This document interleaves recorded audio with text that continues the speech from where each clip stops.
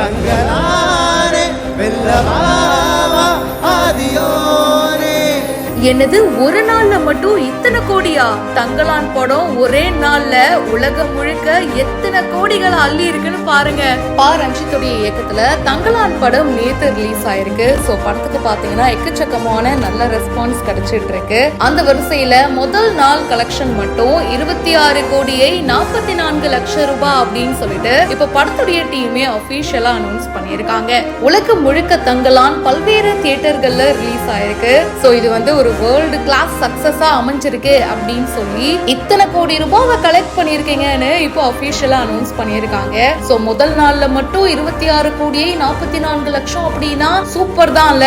North India side பாத்தீங்கன்னா இன்னும் release ஆகல.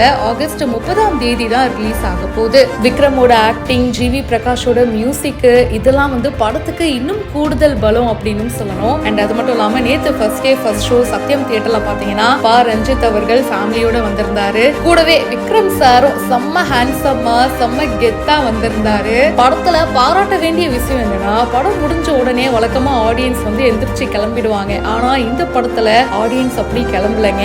படம் முடிஞ்சாலும் சீட்டை விட்டு ஆடியன்ஸ் எந்திரிக்க மாட்டேங்கிறாங்க. ஏன்னா அந்த அளவுக்கு ஒரு கூஸ் பம்ஸான விஷயத்தை தான் ரஞ்சித் அவர்கள் எண்டில் வச்சிருக்காரு. நீங்க சொல்லுங்க, படம் பார்த்துட்டீங்களா? கமெண்ட் பாக்ஸ்ல மறக்காம பிரியா என் கூட ஷேர் பண்ணுங்க. மேலும் பல இன்ட்ரெஸ்டிங்கான விஷயங்களுக்கு பிஹைண்ட் இப்பவே ஃபாலோ பண்ணுங்க.